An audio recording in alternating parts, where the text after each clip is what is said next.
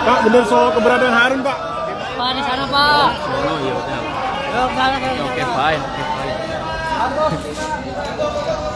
Tim penyidik Komisi Pemberantasan Korupsi, KPK, menyita ponsel milik Sekretaris Jenderal, Sekjen, Partai Demokrasi Indonesia Perjuangan, PDIP, Hasto Kristianto. Penyitaan itu dilakukan ketika Hasto diperiksa sebagai saksi kasus dugaan suap penetapan anggota DPR RI periode 2019-2024 dengan tersangka ex-calon anggota legislatif, caleg, PDIP Harun Masiku, Senin, 10 Juni 2024.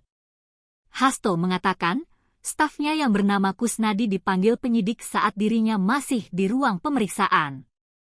Saat itu, penyidik KPK meminta Kusnadi menyerahkan tas dan ponsel Hasto. Hasto menyatakan keberatan atas penyitaan tersebut.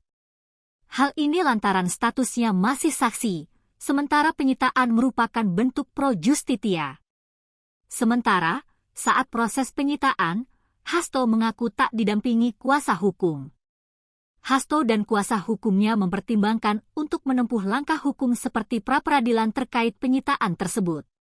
Hasto diketahui tiba di gedung KPK sekira pukul 9.40 WIB dan tampak keluar ruang pemeriksaan sekitar pukul 14.25 waktu Indonesia Barat. Kendati demikian, Hasto mengaku hanya menjalani pemeriksaan selama sekira 1,5 jam. Hasto, jadi apa saja tadi yang disampaikan? Ya, nggak ada yang sana ketutupan, Bu. Handphone turun dikit. Baik, terima kasih rekan-rekan pers atas kesabarannya. Jadi saya datang ke KPK ini dengan niat baik sebagai seorang warga negara yang juga taat pada hukum.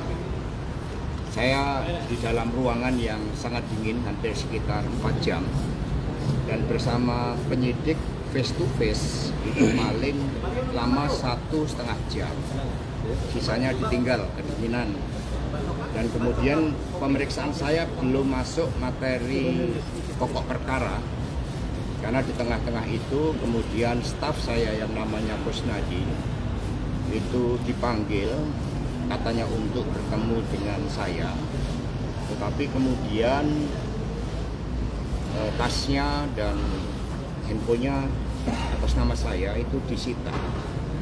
Sehingga kemudian kami tadi berdebat karena sepengetahuan saya sebagai saksi di dalam kitab Undang-Undang Hukum Acara Pidana, saya berhak untuk didampingi penasihat hukum. Dan kemudian akhirnya ya saya memutuskan bahwa pemeriksaan nantinya untuk dilanjutkan pada kesempatan lain.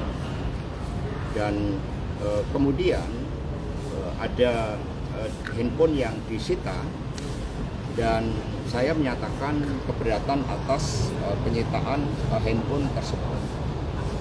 Ya karena segala sesuatunya harus didasarkan sesuai dengan hukum acara pidana. Karena ini juga suatu bentuk tindakan yang pro justisia. Sehingga hak untuk didampingi penasihat hukum itu seharusnya dipenuhi oleh mereka yang menegakkan hukum. Sehingga teman-teman pers kemudian akhirnya ya kami menyampaikan ya kalau gitu nanti pada kesempatan lain kami akan datang memenuhi undangan dari KPK sebagai wujud tanggung jawab dan komitmen kami sebagai warga negara. Terima kasih. Download Tribun X sekarang, menghadirkan lokal menjadi Indonesia.